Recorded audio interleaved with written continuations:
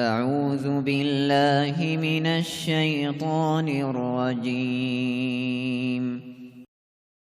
يسألونك عن الخمر والميسر قل فيهما إثم كبير ومنافع للناس وإثمهما أكبر من نفعهما ويسألونك ماذا ينفقون قل العفو كذلك يبين الله لكم الآيات لعلكم تتفكرون في الدنيا والآخرة. ويسألونك عن اليتامى قل إصلاح لهم خير وإن تخالطوهم فإخوانكم والله يعلم المفسد من المصلح ولو شاء الله لأعنتكم إن الله عزيز حكيم. ولا تنكحوا المشركات حتى يؤمنن ولأمة مؤمنة خير من مشركة ولو أعجبتكم ولا تنكحوا المشركين حتى يؤمنوا ولعبد مؤمن خير من مشرك ولو أعجبكم أولئك يدعون إلى النار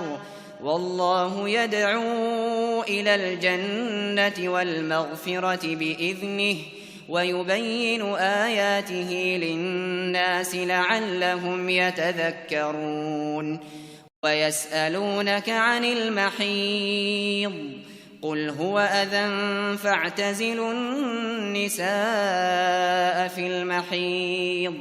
ولا تقربوهن حتى يطهرن فإذا تطهرن فأتوهن من حيث أمركم الله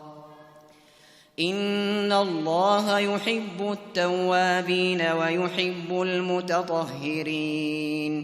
نساؤكم حرث لكم فأتوا حرثكم أنا شئتم وقدموا لأنفسكم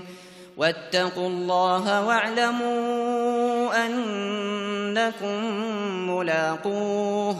وبشر المؤمنين. ولا تجعلوا الله عرضة لأيمانكم أن تبروا وتتقوا وتصلحوا بين الناس والله سميع عليم. لا يؤاخذكم الله باللغو في أيمانكم ولكن يؤاخذكم بما كسبت قلوبكم والله غفور حليم. للذين يؤلون من نسائهم تربص 4 أشهر فإن فاءوا فإن الله غفور رحيم. وإن عزموا الطلاق فإن الله سميع عليم. والمطلقات يتربصن بأنفسهن 3 قروء ولا يحل لهن أن يكتمن ما خلق الله في أرحامهن إن كن يؤمن بالله واليوم الآخر وبعولتهن أحق بردهن في ذلك إن أرادوا إصلاحا ولهن مثل الذي عليهن بالمعروف وللرجال عليهن درجة والله عزيز حكيم. الطلاق 2 فإمساك بمعروف أو تسريح بإحسان ولا يحل لكم أن تأخذوا مما آتيتموهن شيئا إلا أن يخافا ألا يقيما حدود الله فإن خفتم ألا يقيما حدود الله فلا جناح عليهما فيما افتدت به تلك حدود الله فلا تعتدوها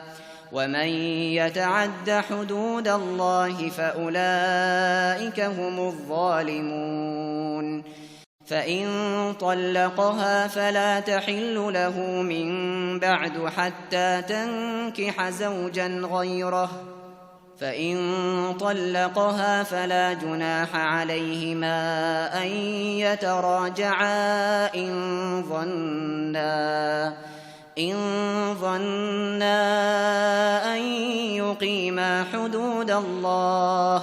وتلك حدود الله يبينها لقوم يعلمون وإذا طلقتم النساء فبلغن أجلهن فأمسكوهن بمعروف أو سرحوهن بمعروف ولا تمسكوهن ضرارا لتعتدوا ومن يفعل ذلك فقد ظلم نفسه ولا تتخذوا آيات الله هزوا واذكروا نعمة الله عليكم وما أنزل عليكم من الكتاب والحكمة يعظكم به واتقوا الله واعلموا أن الله بكل شيء عليم وإذا طلقتم النساء فبلغن أجلهن فلا تعضلوهن أن ينكحن أزواجهن إذا تراضوا بينهم بالمعروف ذلك يوعظ به من كان منكم يؤمن بالله واليوم الآخر ذلكم أزكى لكم وأطهر والله يعلم وأنتم لا تعلمون